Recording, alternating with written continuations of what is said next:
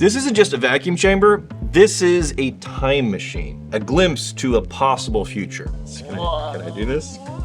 That's not bad. One day. You seeing the color on that? That looks like a legitimate... Actually, today we're not just aging whiskey, we're trying to cheat time. Oh, check out the bubbles. Wow. That is all being pulled right out of the wood. And we're also screwing around. Put them on the glass. This may be the best thing I've ever made. Ew. What are you seeing right now? It's Whiskey Tribe. Now, our chance of success is pretty slim. Honest opinion. It's so good. If it works, we can pull forward a whisper, maybe a hint, a clue as to what this whiskey will turn into someday, years into the future. But before you take on the Time Lords,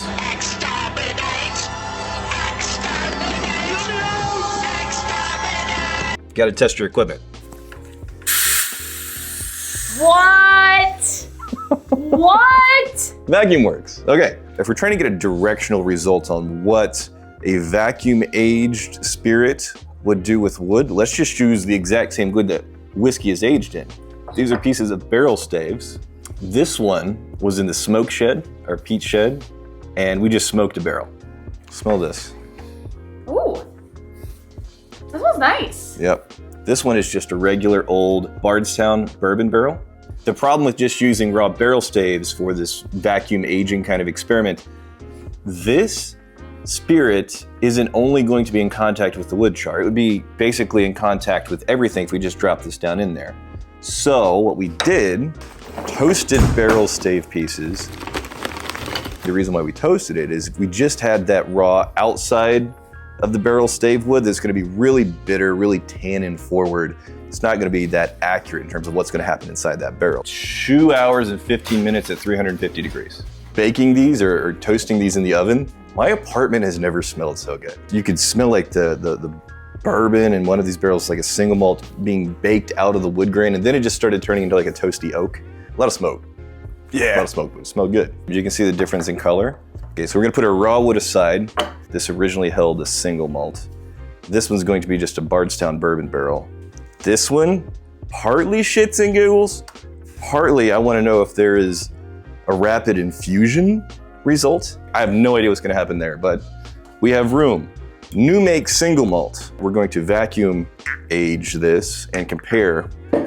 This is getting close to 3 years old. And also I just wanna do a little, I just wanna know. Yeah. No. What are you doing? It needs to be in the spirit, you know? Oh, check out the bubbles. Wow. That is all being pulled right out of the wood pores. So the point of this is to try and see the future, at least get a little glimpse, a little peek as to what this kind of spirit is gonna be doing with this kind of wood. Because, I mean, look, whenever you're making whiskey, you're investing years into a thing. Obviously, it's not gonna be the same as an aged whiskey. Can we get some type of directional hint as to what this turns into? And if it's on track at all, we're gonna be able to compare this to the aged version, have some type of similarities. The next thing we gotta figure out, while this just holds, it's still just leaching out an incredible amount of bubbles. We're gonna let that hold for a minute. But while we do that, you can see on the side of used barrels, the line that the spirit is pushing into the wood grain, so that there's the barrel char black, but underneath that you see this darker brown band. That's the penetration of the spirit into the wood grain. To see how deep the toast went, let's go cut this open and see if we're dealing with a thorough toast or just a superficial toast on the outside. So good news, we got a thorough toast, and you can see the color difference. This is the color that it was before. You can see toast is gonna give us a much better result than just having the raw exterior of these staves dropped in there. Ooh, I like that a lot. Really dug out those toasty, oaky wood sugars. Yeah, it kind of turns into coffee chocolate for me. There's a little bit of vanilla in there. Definitely oaky, but this toast, this is good. A thorough toast all the way through. That's cool. See the amount of bubbles coming out of that? That's all from inside the wood. No color change yet. We're gonna come back after lunch, let the vacuum out. This episode is sponsored by Saley. Saley is an eSIM card app. If you're traveling, Saley is going to make your life so much easier. You're going to save some money too. With one download, an eSIM provides an internet connection wherever you travel, and it saves you those expensive roaming fees. I wish I had Saley whenever I was traveling overseas for some whiskey content a few years back. That would have saved me a tremendous amount of money. You have the functionality of a SIM card wherever you want to go, and Saley makes it incredibly simple, incredibly secure. When you download Saley, use code WhiskeyTribe, get that discount. For a few bucks, you're getting the data that you need. You're save time too. You're traveling, the last thing in the world you want to do is get in another line to get a SIM card. With Saley, a couple of touches on the phone, and I'm looking at the data plans. I'm gonna be in Ireland, starting at $4.49. I'm set. All Saley eSIM plans are compatible with iPhone and Android. You also have 24/7 support. And if your device isn't compatible, which is very unlikely, you get a full refund. So you want to check this out for yourself. You're going to scan the QR code, you're going to download Saley, and you're going to get 15% off when you use code WhiskeyTribe. Do you remember the last time we saw bubbles coming from wood grain? Yeah, it was the Angel Share episode. That's right, the Angel Share episode.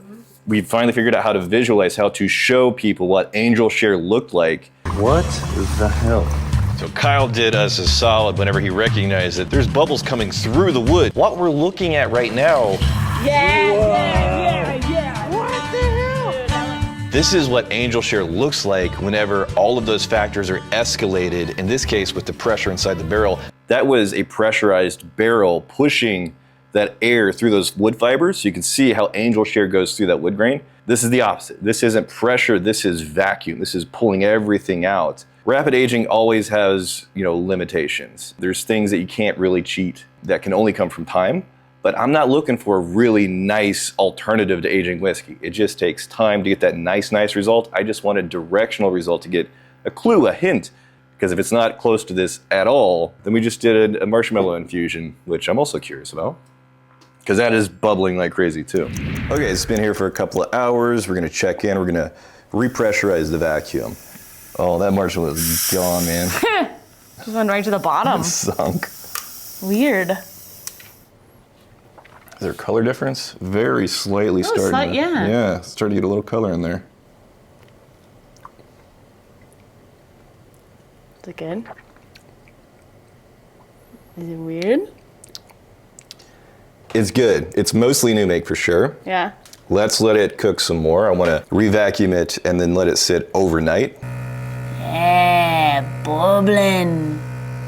Vacuum, that is one of the more experimental things. There's not a lot of distillers that have been doing it, but this pursuit of getting a quality whiskey more quickly, this is common. People have been chasing this for many, many years. Yeah, we'll let this guy.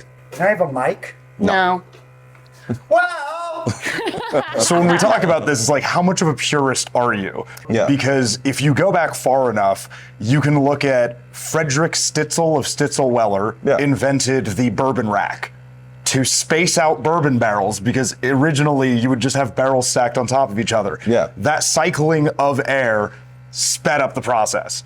Then, around the same time, Colonel E.H. Taylor invents the steam-powered warehouse, so you can have, throughout the winter, still rapid heat cycles. The moment that you start manipulating the environment and, pressure and, agitation, I mean, thinking of Jefferson's Ocean. Which was inspired by stories of old ship captains who were loving whiskey at sea, obsessed with that rocking of it. Yeah. So eventually you would see old ship captains, allegedly, tie a keg of whiskey to the back of their rocking chair. Bourbon historian Mike Veach found an insurance receipt, denial of insurance claim of a startup company in like the mid-19th century, where a guy was electrifying a cattle prod and sticking it into the bunghole of whiskey. Now things have gotten wild, because there was like 80 years there where whiskey wasn't selling, so there's no reason to rapid age because they have it just lying around until the turn of the 21st century and the boom of the craft movement.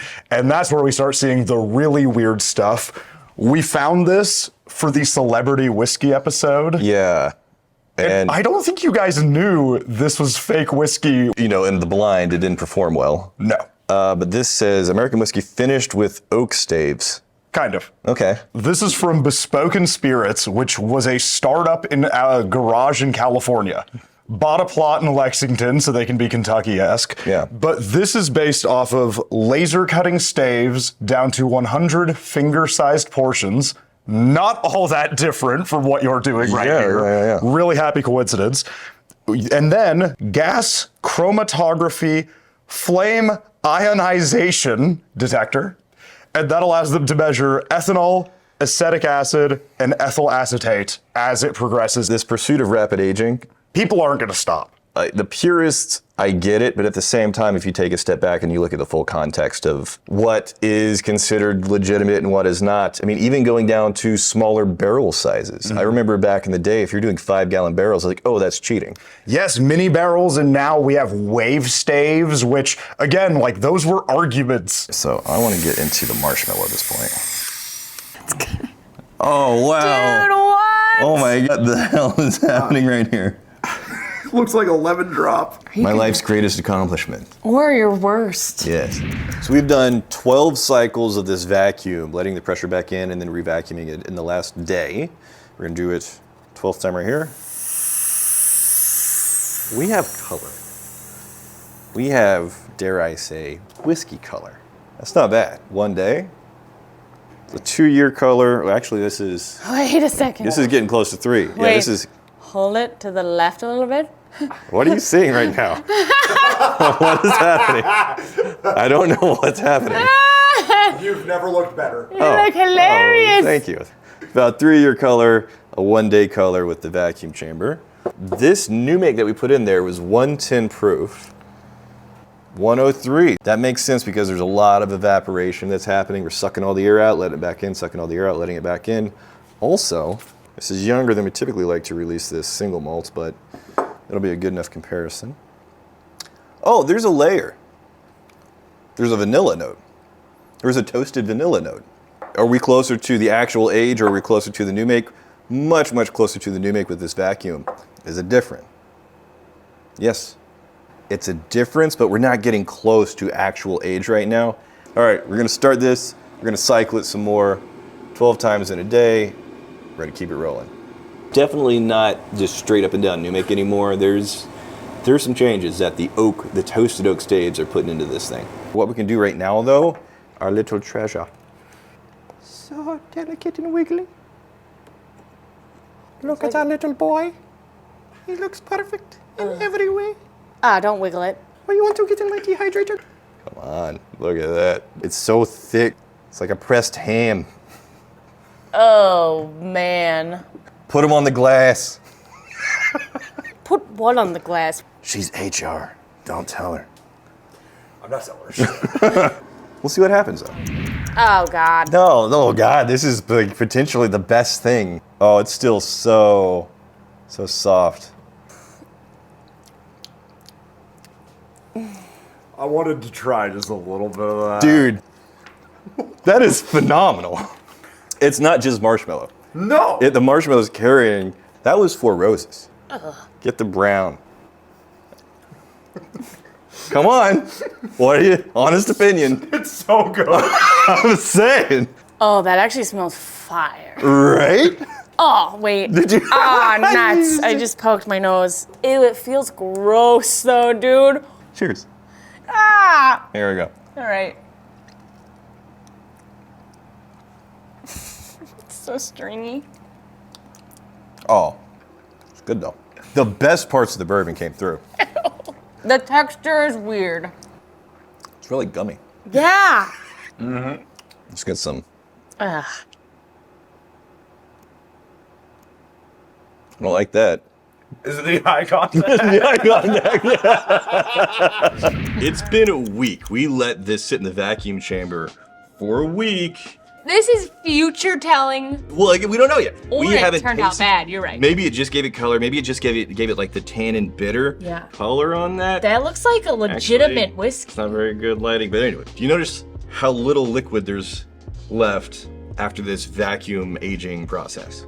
It's angel share. No, that's not angel share. That's the demon's cut right there. I think this proof is going to be well off. 95 proof. Yeah, we started at 110. Hold on, let me catch up.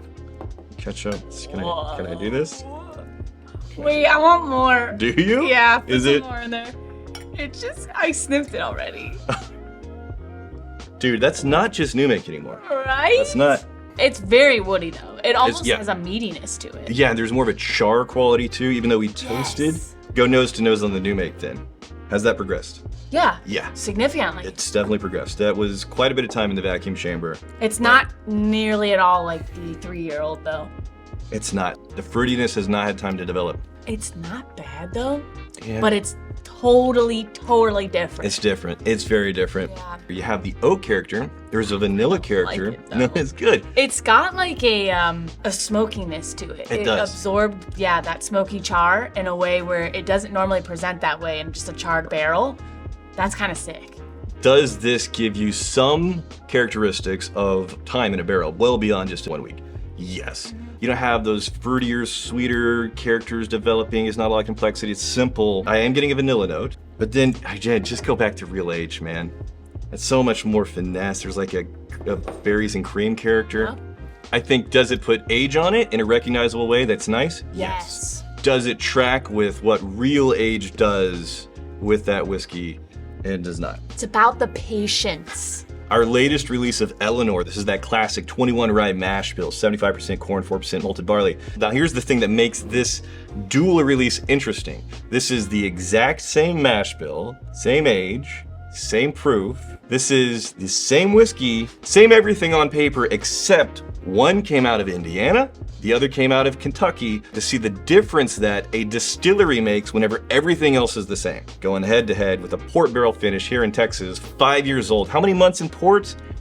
18? 22. 22?